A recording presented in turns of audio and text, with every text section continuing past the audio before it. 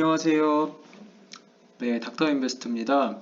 네, 지난 1편에서 우리는 이런 걸 생각을 해봤어요. 남한테 빼앗기지 않는 진정한 나의 소유는 무엇인가? 네, 그래서 결론은 집이고 차고 뭐든지 지금 이 세상에서 가장 센 나라가 빼앗고자 한다면 다 뺏을 수 있다. 그리고 현재 세금이나 자유주의 민주주의 국가에서는 세금, 그다음에 뭐 북한이나 중국, 러시아 같은 나라에서는 권위에 의해서 그런 집과 자동차 같은 나의 진정한 소유라고 생각되는 것들도 국가가 뺏고 있다. 하지만 타인에게 빼앗기지 않는 진정한 나의 소유는 나의 추억, 경험, 그리고 기억이다. 라는 내용으로 얘기를 했습니다. 자, 오늘 두 번째 이야기를 해볼 건데요. 두 번째 이야기는 돈에 관한 이야기고, 나라가 당신의 부를 훔치는 또 다른 방법에 대해서 한번 알아볼 거예요. 자, 만약에 핵전쟁이 일어나서 이 세상에 여러분과 지금 이 유튜브를 보고 있는 당신, 저와 당신 두 명만 이 세상에 남았다고 해봅시다. 그냥 가정상 제가 좀 더 힘이 세다고 할게요. 네, 그래서 저는 이제 고기를 잡아서 고기를 팔고, 당신은 이제 사과를 따가지고 사과나 과일, 채소 같은 걸 따서 서로 이제 먹을 것을 서로에게 이렇게 제공해주는 역할을 해요. 근데 이제 고기랑 사과는 사실 이제 처음에는 이제 물물 교환을 하면서 시작을 하겠죠. 근데 사실 고기나 사과, 채소 같은 것은 굉장히 좋은 교환의 매개가 아니에요. 그 이유는 가령 예를 들어서 고기나 사과, 채소 같은 것들은 이제 썩잖아요. 가령 제가 막 잡은 고기는 안 주고 좀 잡은 지 시간이 지나가지고 상한 고기를 여러분한테 준다면 여러분들은 굉장히 싫을 거예요, 그게. 반대도 마찬가지겠죠. 갓단 이제 햇사과와 1년 묵은 사과, 뭐 벌레가 좀 먹은 사과 등등 사과가 다 서로 다르기 때문에 좋은 교환의 매개가 되지 못합니다. 썩은 사과는 당연히 더 헐값을 받아야 될 것이고, 썩은 고기는 당연히 더 헐값을 받아야 될 거예요. 그래서 제가 아이디어를 떠올립니다. 야, 우리 동전을 만들자. 돈을 만들면은, 100원짜리를 만들면은 서로 교환하기 쉽지 않겠냐? 그래서 여러분이 동의합니다. 돈을 만들면 아무래도 뭐 썩은 고기에 좀 더 싼 가게, 썩은 고기는 싼 값에 산다든지, 신선한 고기는 비싼 값에 산다든지 할 수 있으니까, 어떤 시간에 의해서 손상되지 않는다는 점에서 고기나 채소에 비해서 좀 더 좋은 교환의 매개가 됩니다. 자, 그래서 제가 이제 600원을 세상에 만들어서 400원을 제가 갖고 200원을 당신한테 주고, 그래서 이제 우리는 총 600원, 400원과 200원을 갖고 서로 이제 교환을 하는 시스템을 만들었어요. 그런데 이제 이렇게 하려다 보니까 뭐 조금 힘든 거예요. 우리 좀 돈이 더 있었으면 좋겠어요. 왜냐하면은 이제 보통 뭐 사회 배수 이런 거에 좀 쓰이니까 좀 더 3등분 하거나 이런 것도 많으니까 좀 더 돈이 3으로 나눠 떨어지는 단위면 좋겠다라는 생각을 해요. 그래서 제가 아이디어를 내요. 야, 우리 300원을 더 만들어서 300원을 더 만들어서 교환을 하자. 근데 만약에 제가 이 300원을 만들었을 때 제가 200원을 갖고 당신한테 여러분한테 100원을 줘서 600원과 300원이 되면은 이건 사실 400원, 200원 있나? 이 세상에 우리 둘밖에 없어요. 우리 둘밖에 없다고 생각을 하면 사실 내가 400원 있고 여러분이 200원 있나? 내가 600원 있고 여러분이 300원 있나? 사실 그건 같은 거예요. 근데 만약에 이렇다고 해봐요. 300원을 만들어서 제가 다 가져요. 그럼 700원과 200원이 되죠? 이건 조금 억울한 거예요. 그쵸? 원래는 우리가 2대1의 비율로 돈을 갖고 있었는데 700원 대 200원이 되면 대충 3대1, 3.5대1의 비율로 돈을 갖게 되는 거잖아요. 네. 이거는 마치 이렇게 때려가지고 50원을 뺏어오는 거랑 똑같아요. 그럼 150원과 450원이면 대충 3대1이잖아요. 아까 700원 대 200원 대충 3대1이고 이렇게 그래서 때려서 뺏어오는 거는 굉장히 폭력적이고 한데 그래서 우리가 이런 거를 전쟁이라고 해요. 때려서 돈을 뺏어오는 거. 지금 러시아가 우크라이나한테 하고 있는 행동이죠. 그런데 300원을 더 찍어서 나 혼자 가져버리면은 이 검은색 사람, 즉 여러분은 그냥 어안이 벙벙해지는 상황인 거예요. 이게 뭐 하는 거지? 왜 갑자기 내가 더 상대적으로 가난해졌지? 이런 생각을 하는 거예요. 근데 이게 되게 여러분이 지금 까만색 사람 입장에서 생각하면 되게 억울하잖아요. 근데 이게 현실에서도 똑같이 이루어지고 있어요. 바로 현실에서는 QE, Quantitative Easing이라는 양적 완화를 통해서 이루어지고 있어요. 어떻게 이루어지나 한번 볼게요. 네, 이거는 미국이 갖고 있는 M0, 그러니까 미국 나라가 갖고 있는 본원 통화라고 할 수 있어요. 이게 2019년까지 제가 자료를 가져왔는데 2019년까지 미국의 본원 통화의 양은 본원 통화를 뭐 이제 뭐 M0로 보기도 하고 M1으로 보기도 하고 M2로 보기도 하는데 딴지 거시는 분이 있을까 다 가져왔어요. M1을 보면은 M1은 이렇게 늘었어요. 2019년까지 계속 늘져 보면은 M2도 뭐 이렇게 늘었어요. M2가 좀 더 가파르게 늘죠. 뭐 이거는 뭐 나중에 뭐 좀 더 자세한 내용은 있지만 어쨌든 전반적인 그래프를 보면은 M0, M1, M2가 그러니까 미국의 돌아다니는 화폐의 양이 시간이 갈수록 이렇게 점점 는다 라는 걸 볼 수 있어요. 근데 여러분들 잘 아시겠지만 2019년 말에 뭐가 있었죠? 네, 바로 죄송해요. 왜 그럼 이 통화가 왜 계속 미국에 있는 통화가 늘어나냐? 미국에 돌아다니는 달러가 왜 이렇게 계속 늘어나냐? 이거 잘못된 거 아니냐? 잘못된 거 아니에요. 이게 미국의 달러를 찍어내는 곳이 미국의 연방준비은행, 즉 연준이라는 곳인데 연준 홈페이지에 가면 이렇게 써 있어요. 2%씩 인플레이션을 만들겠다. 즉 현재 존재하는 화폐에 2%씩 매년 더 찍어내겠다라는 이게 연준의 목표예요, 사실.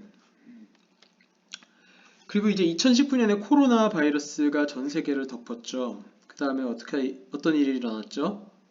네, 잘 알다시피 이렇게 트럼프가 500억 달러 규모의 조치, 500억 달러면 얼마? 5천억, 50조, 60조 정도 되죠. 60조 원, 뭐 2.2조 달러, 더 많죠 이거는. 네, 2,500조 정도.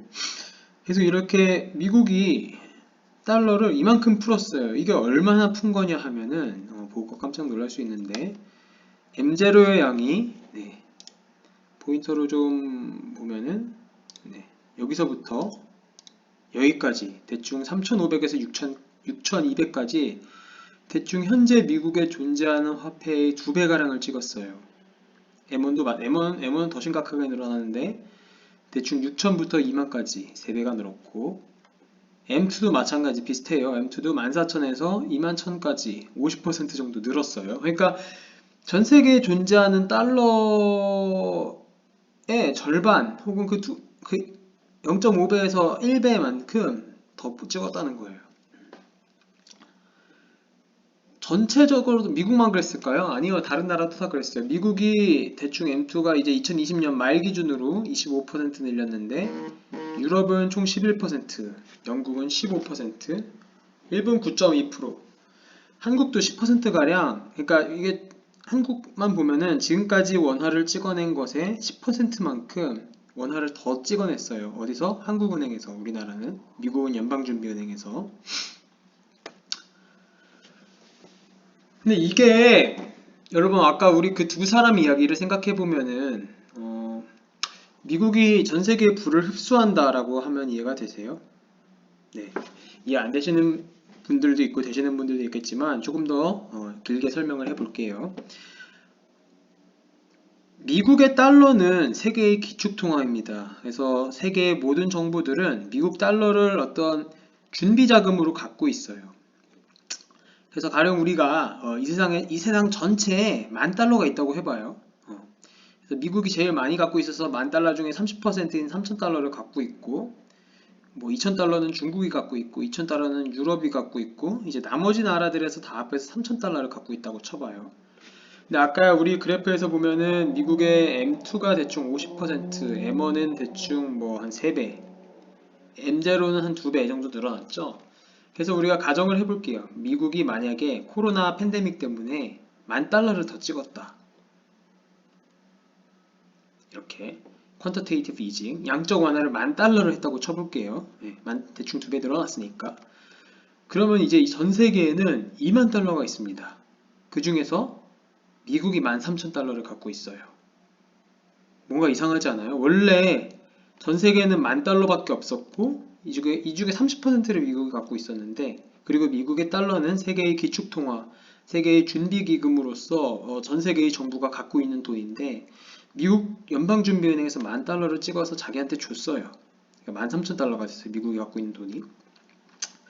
전 세계 20,000달러 중에. 그래서 이건 뭐랑 똑같냐면은 사실 만약에 전 세계에 10,000달러가 있다고, 다시 10,000달러가 있는 세상으로 가정을 해보면은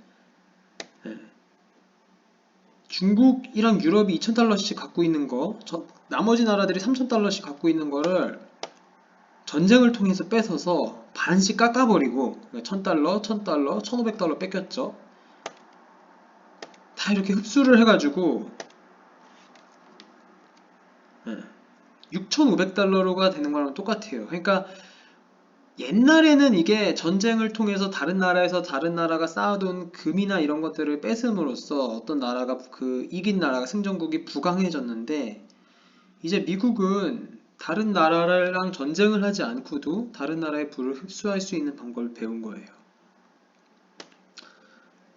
그래서 전쟁은 없었지만 미국 정부는 전 세계의 부를 단지 그 윤전기를 돌려서 달러를 프린트함으로써 전 세계의 부를 뺏고 흡수할 수 있었어요.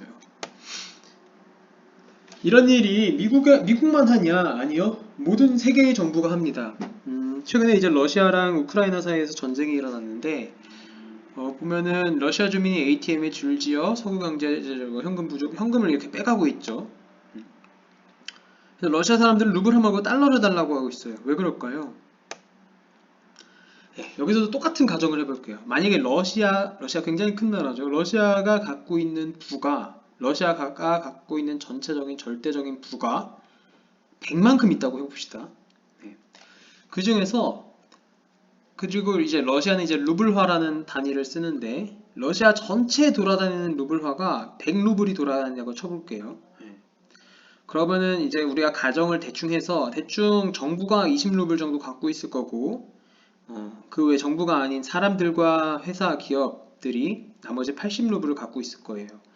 전체 러시아의 부라면 뭐 인적 자원, 뭐 러시아 광물 자원, 지하 자원, 관광 자원 이런 거 부를 총 합해서 100이라고 생각을 하는 거예요. 그러면은 전체 100루블 중에서 정부가 20루블 갖고 있으니까 정부는 러시아 전체 부의 20%를 갖고 있다고 볼 수 있어요. 자, 근데 러시아가 전쟁을 하려면 어떻게 해야 되냐? 정부가 갖고 있는 총 20이라는 부를 갖고는 전쟁을 그렇게 오래 못해요. 전쟁은 굉장히 돈이 많이 들어가는 사업이라 해야 되나? 아무튼 전쟁은 굉장히 돈이 많이 들어가죠. 그래서 러시아가 국민들이 자신들이 갖고 있는 돈을 달러나 금 이런 절대적인 자산으로 바꾸지 못하게 막아버리고, 그래서 은행을 막아가지고 이제 빈 ATM을 찾아서 러시아인들이 이렇게 돌아다녔는데, 그런 식으로 달러나 금 같은 걸로 루블화를 바꾸지 못하게 막아버리고, 이제 러시아 정부가 윤전기를 또 돌려서 돈을 프린트합니다. 100루블을 더 프린트해서 정부가 가져요. 그럼 어떻게 되죠? 돈을 프린트한다고 러시아가 갖고 있는 부, 그러니까 뭐 관광자원, 지하자원 이런 게 늘지는 않죠. 그냥 단지 부의 이전이 될 뿐이에요. 정부가 그럼 120루블을 갖게 되고, 이제 러시아 사람들, 국민들과 회사는 80루블을 그대로 갖고 있습니다. 총 러시아의 루블이 200루블이 되기 때문에 총 러시아가 갖고 있는 돈이 전체 부에 원래는 정부가 20%밖에 안 갖고 있었는데, 러시아가 갖고 있는 전체 부의 이제 60%를 정부가 갖게 됐어요. 그러니까 정부가 순식간에 부자가 됐죠. 부자가 된 게 아니라 사실상 국민들의 부를 흡수한 거예요. 이런 식으로 러시아가 국민들의 부를 흡수해서 전쟁을 지금까지 이렇게 한 달이 넘는, 한두 달이 넘는 기간 동안 굉장히 오래 끌 수 있는 거예요. 네, 그래서 이게 부의 이전이라고 하는 거고, 그럼 우리나라 같이 전쟁을 안 하면 괜찮지 않냐? 누군가 또 이렇게 얘기할 수 있어요. 네.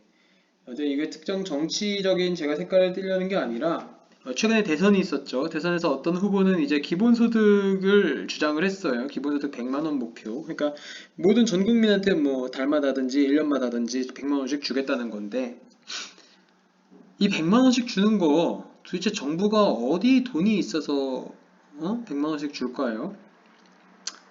네. 만약에 또 똑같은 가정을 해볼게요. 우리나라 전체가 갖고 있는 부가 만만큼 갖고 있다고 해볼게요. 역시 뭐 인적 자원, 뭐 물적 자원, 관광 자원, 지하 자원 등등등등 다 합쳐서 우리나라가 갖고 있는 총 부가 만이라고 가정을 해볼게요. 우리나라 인구는 5천만 명이라고 가정을 하고 우리나라가 지금까지 프린트해서 우리나라에 돌아다니는 총 돈이 1억 원이라고 가정을 해볼게요. 그리고 만약에 지금 이 유튜브를 듣고 있는 시청자분이 굉장히 부자여서 100만 원을 갖고 있어요. 그러니까 100만 원을 갖고 있으면 총 우리나라 1억 중에 100만 원을 갖고 있으면 우리나라 부의 100분의 1, 1%를 갖고 있는 거니까 굉장한 부자겠죠. 네. 그래서 100만 원을 갖고 우리나라 전체 부의 100분의 1, 1%를 갖고 있는 당신의 부는 부의 절대적인 크기는 100이라고 볼 수 있어요.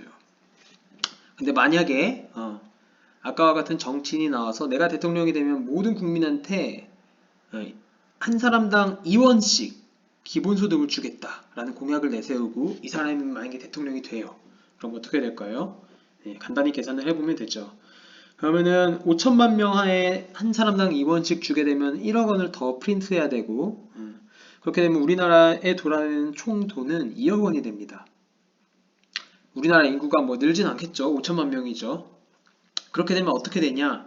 당신 역시 2원을 받습니다. 그래서 100만 원 플러스 2원을 받아요. 그래서 당신의 자산은 100만 2원이 될 거예요. 근데 아까 말했듯이 우리나라가 돈을 프린트한다고 해서 우리나라가 갖고 있는 부가 늘어나지는 않죠. 그래서 사실 우리나라의 부는 계속 만으로 일정합니다. 우리나라에 돌아다니는 돈이 2억 원이 된다 그래서 우리나라가 갖고 있는 인적 자원, 물적 자원, 관광 자원, 지화 자원 같은 게 변화 2배가 되는 게 아니에요. 그럼 어떻게 되냐? 총 2억 원이 되니까 당신은 원래 1억 원 중에서 100만 원을 갖고 있던 사람에서 이제 2억 원 중에서 100만 2원을 갖고 있는 사람으로 변해요. 그러니까 어떻게 되냐? 당신의 부는 원래 100이었는데 만 중에 100분의 1이었으니까 100이었는데 이제 50으로 바뀝니다. 이거 어떤 거랑 똑같은 거냐면 사실 우리나라에서 굉장한 부자인 당신의 자산 100만 원을 반을 뺏어요. 정부가. 반을 뺏어서 50만 원으로 만들어 버린 다음에 50만 원을 이제 나머지 이제 다른 사람들한테 2원씩 뿌리는 거예요. 이렇게 쭉쭉쭉쭉쭉쭉. 2원씩 뿌리면 25만 명한테 뿌릴 수 있겠네요. 그러니까 당신의 자산을 반 깎음으로써 25만 명한테 2원씩 1원씩 주는 거랑 똑같은 거예요. 이렇게 50만 명한테 1원씩 주는 거랑. 자, 이해가 되세요? 이게 기본소득이 갖고 있는 문제예요. 기본소득은 사실 정치인이 여러분한테 더 돈을 주는 게 아니라 부자인 사람의 돈을 뺏어서 모든 사람들한테 나눠주는 겁니다. 어제 많이 들어봤죠? 굉장히 공산주의적인 얘기죠. 그래서 제가 대충 계산을 해봤어요. 이것도. 그래서 대충 계산을 해보니까 만약에 우리나라 M2를 기준으로 봤을 때 M2를 기준으로 봤을 때 현금성 자산으로 6,600만 원 이상 갖고 있는 사람 6,600만 원 이상 갖고 있는 사람들은 이런 식의 기본소득제를 해서 얼마를 주게 되면은 자신의 자산을 뺏긴 다음에 다른 사람들한테 나눠준다 라고 생각을 하시면 되고 우리나라 뭐 부동산이든 뭐니 다 합친 이런 부로 봤을 때는 2억 이상 갖고 있는 사람들의 경우 총 뭐 5천만 명한테 얼마씩 나눠준다고 할 때 2억 이상 있는 사람들은 다 자신의 자산을 자신의 부를 일부 빼앗겨서 모든 사람들한테 나눠주는 거다 라고 생각을 하시면 돼요. 자, 이것으로 오늘은 좀 20분 정도로 길었는데 당신의 인생을 바꿔줄 돈에 관한 이야기 2편 나라가 당신의 부를 훔치는 방법에 대해서 알아봤습니다. 네, 다음 시간에 뵐게요.